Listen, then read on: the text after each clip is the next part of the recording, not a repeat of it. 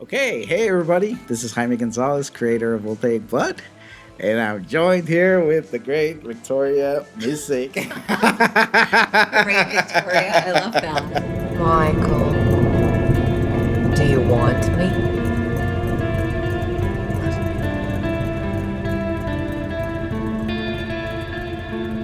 I know I'm damaged goods, but we can have so much fun together.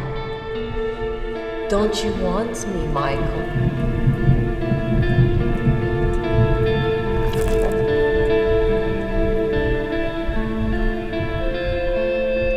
Well, after Voltaic Blood, Mm-hmm. everybody can see that you did so great.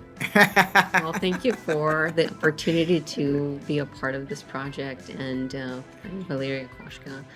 I'm very honored to be a part of it. Yes, so we're gonna talk about her preparation, about her character. We're gonna talk about Voltaic Blood, about the project. Yes. So first, let's start with your story. Let's let people know where you're from, what's your whole story. Because I know some of it, but we're gonna fill in some of the gaps here. I'm excited to hear more. How much time do you have? I guess, well, originally I was born and raised in Kazakhstan, which is Yes. in Central Asia. So I was born and raised in Almaty. My whole family is still there. I'm the only one who ever came to the United States in 2019, and I always wanted to do acting.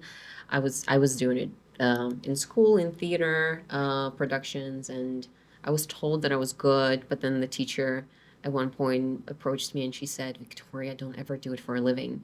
Like it doesn't pay. Oh. It's you're gonna have a struggle life or a life of struggles." And I looked at her and I was like, "Thank you." And then I was thinking, "Of course I'm not gonna become an actress. Are you kidding me?" I was 12 at that time. All right. And then I was playing tennis for quite some time, and then I lived in Spain and I trained in tennis academy there, and I thought that would be my future. And then when I got an injury, and I was literally back home, and I was lying on the couch and watching cartoons at the age of 17, like degrading, and I was like, "What am I gonna do for the rest of my life? What will I do?" And I decided, I heard this phrase: find something that Hmm. you like doing and you will never have to work a day in your life. And I thought, okay, what did I like doing?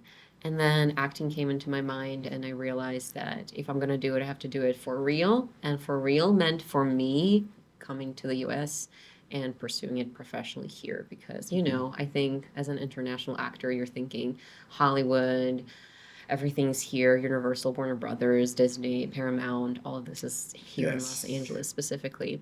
So I went to pursue an MFA in acting. I got it from Louisiana State University on a scholarship. And then I came to LA in 2021 and just started doing it for real.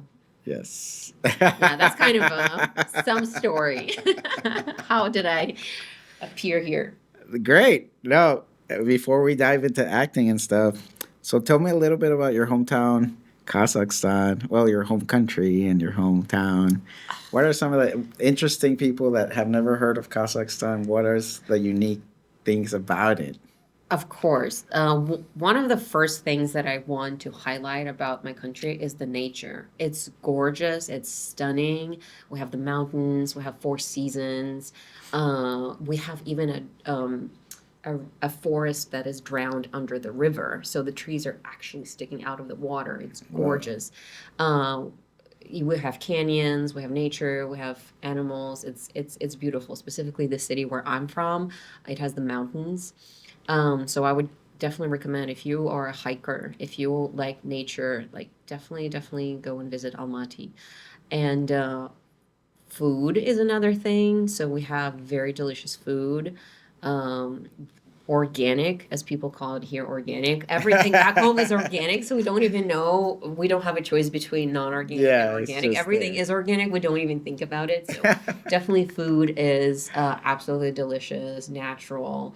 And if you go home, you can eat nonstop and you just don't gain weight at all because it's just so healthy. Everything like or natural products and everything that is put in like yogurt or milk or meat or even dessert. It just I miss it now that I talk about it.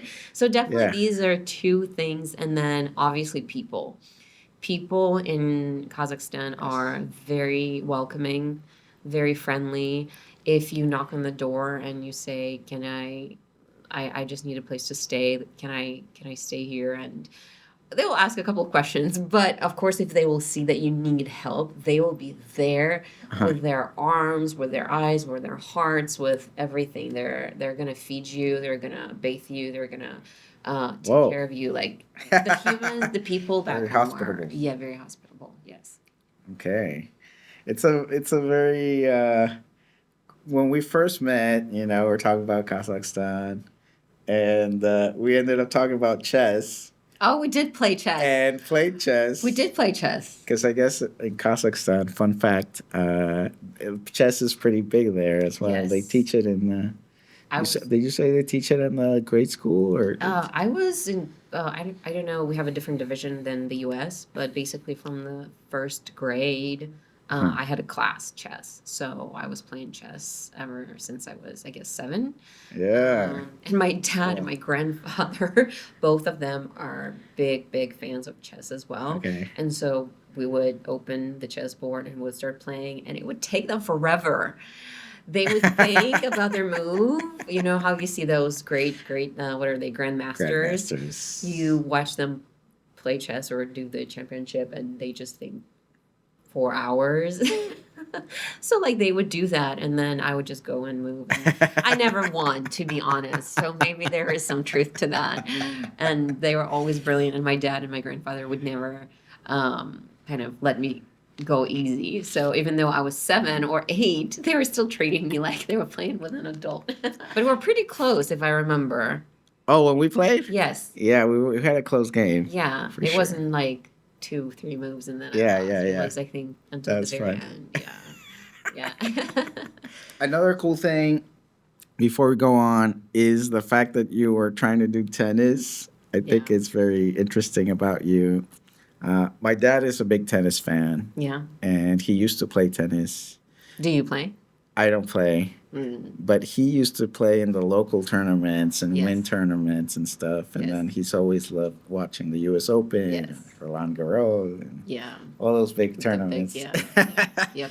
And Big so, do you find that because like it's interesting for an athlete has to prepare and then perform under pressure, Yes. and so does an actor or an artist at times. And so, do you find that training helped you in your I have- acting? I have so many things to say about that, and like I have 2 ideas. So idea Uh-huh. number 1 is that I actually give an example between tennis and acting in my class because I teach acting as well at the Actors Studio of Orange County. And so when students ask me, "Oh, I'm beginning to learn acting right now, would you recommend I start auditioning as well, or would you tell me to wait until later?" Okay. And so I always give them this example of playing tennis. So you can be practicing tennis and doing the drills, right? You're drilling one move, let's say backhand, and you're just, okay, straight down the line, straight down the line. Or like you're switching straight down the line and then corner, diagonal, straight, diagonal. And so you're drilling it to get it into your system, to get into your body. So it's very automatic. And so you do the drills and you can be excellent at them. And that's one muscle. That's one thing that you're training. Mm-hmm. And you have to put, let's say, 10,000 hours to be good at that, at the practice. You have to put 10,000 hours to be good at the practice.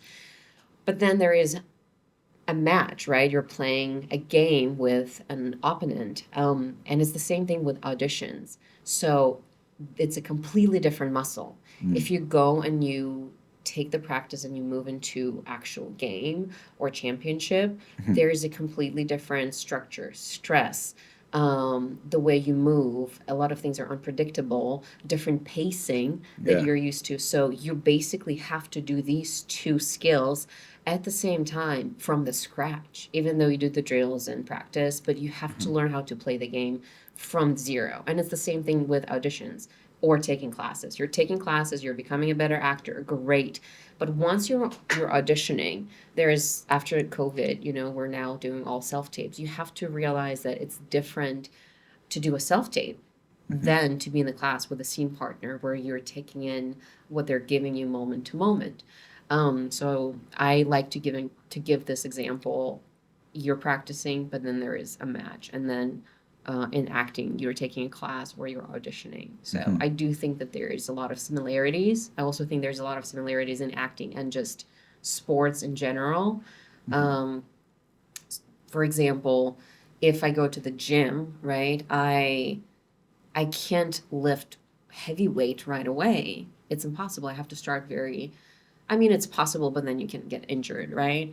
And then maybe not come back for a while. So you have to if you're going to the gym, you're lifting lightweight, and then you come in, you kind of add more and more and more, and your muscle becomes stronger. You're getting used to it. Yes. And when you go to acting, it's the same thing. You have to start with something simple, and then consistency will bring that muscle in and make it stronger. So I can talk about this forever. I feel like also chess has a similar dynamic because you can do theory and you can practice with drills, but then when you're actually facing an opponent, Yes. you have to find that kind of creative side to it and adapt. And even though those drills do help, do you find that some actors are like a little more talented in finding that instinctual side? I have absolutely an answer to that. So in my acting career and in my also coaching career, and if you talk to any coach at all, they will tell you that consistency and dedication will beat talent. We all are naturally good at something. Some people sing naturally really beautifully, but if I practice and I put in effort and hours, I can become a better singer than someone who had talent but never put in the effort or time and hours into it.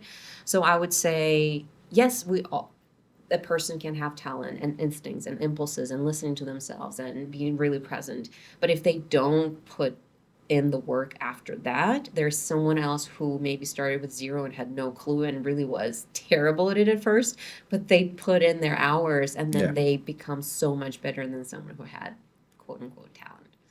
Yes, I think it's so important to develop discipline as an artist, much like you would think about as an athlete. Yeah. It's putting in that work, practicing every day. Yes. Is very important. People think it's easy. Sometimes people come into the classroom and then obviously we'll walk them through different tools and different exercises, script analysis, emotional work, and they freak out. They're like, I thought this was easy. And then I never see that person ever again, even though they came in and they were super excited. So a lot of people don't know how much work we actually put into our preparation process to make it look effortless and real. And there's a lot of homework that is done before we get to that point that audience sees on the screen. Or we hope at least, we hope to get to the point where we want to be. Yes. So we're going to talk about the homework you did for Voltaic Blood. See my little segue there? Yes. In a little bit. So this is one of the first books you read on acting, you said. Yes. Right? This book. Meissner, one of the, I don't know what you would call it. There's several acting techniques and schools. Yes. Why don't you tell us a little bit about it? I would say that Meissner is one of the founders of universal techniques that are used in the world. So like Stanislavski was the founder back in Russia and Soviet countries. So it's not even a technique, it's his approach, it's his mythology. And when you read Stanislavski's books, they're actually a diary of his time at the university where he was studying for the program. So he didn't come up with those exercises, not all of them at least. But he's just journaling about that. And so Sanford Meisner and Uta Hagen, for example, or Lee Strasberg here, or Stella Adler, they are the founders on this continent. And that's why we have multiple techniques. And these are some of them. And Meisner definitely is one of the most popular techniques that are taught in the U.S. and practiced in the U.S. by actors and teachers. But you believe in getting a little bit from getting like the good techniques and tool sets from different schools of acting? If we talk specifically about my technique and my approach, I definitely started with Stanislavski when I was 11 or 10. Had no clue what I was reading at that time, and yet there were some specific moments that stayed with me up until right now. So fast forward 20 years later, I still remember some of the things that I read when I was 11. But then when I came to the US, I started learning about all the other practices. And when I was at LSU, Louisiana State University, where I got my master's degree, I actually learned a technique that is called 7 Pillars Acting Technique. That is something that I teach at the Actor Studio of Orange County. Sonia Cook is the creator of the technique. And so she combines a lot of best practices from Meisner, Stanislavski, Grotowski, and other teachers of acting in the world. And she also obviously adds her own tools, and she creates a whole structure. How do you approach the role from the very beginning when you are cast in it, or even before. The technique helps you with auditions to prepare for the sides, for the self-tapes. And once you book the part, it helps you from the very start. Where do I start? Where do I begin? When I read the script, what do I do? And then it goes into all the character development up until the days on set. And then what do you do then? And then hopefully the project is released, and then you see your work. I always kind of hear funny stories, about like this actor is all method and he stays in character, between takes. And then there's another actor with a different technique, and he's just he's not acting anymore. He's just chilling. And they're sitting together. And absolutely. And that's interesting if you're an actor and you're starting out, let's say that you are new to this or just kind of somewhere at the beginning of this journey. I want to say that there are two different actors, and that's exactly what you described. Some actors, they have to stay in the character the whole time, and then others, I believe one of the stories like that was of Jodie Foster. So she's like that. She can switch back and forth. She can just be herself, laughing here, and then the next scene she's crying. She is grieving someone in the scene, and she's just like on the peak of her emotion that she needs to deliver in that scene. So, and you will find out who you are and what works for you, because we're all different people. Yeah, and that's a great point. Yeah. It's just, there are different types of learners as well. Some people need to try themselves, some people need to see, some people, there are 3 types. I need to try, I need to actually do it myself, I need to hear it, walk me through, and then something else. And so it's the same thing as an actor. You will find out what works for you. And it's the same thing. There are 2 different types of actors. When you get the part, one version of actor is, or one approach of the actor is that they can't be too memorized. If they're too memorized, then it doesn't feel fresh anymore and new and as if it's the first time this happened. So they have to keep it fresh and without they're memorized, but they're not drilling it every second. Or rehearsing it with their scene partner over and over again. They want to keep it fresh. And then there's the other type of the actor who actually on the opposite. I have to drill my lines back and forth so that I know them. If I'm taking out the garbage, if I'm walking the dog, if I am taking a shower, or if I'm making coffee, I just have to know my lines back and forth so that then I can be fully present. And I would say you will find out which kind of actor you are only by practicing. Great point. Yeah. I can talk about this forever. So guys, you heard it here. If you're looking for an acting coach, Victoria Myssik. I'm sure we're going to post my Instagram. Yeah, we'll have all the info on screen.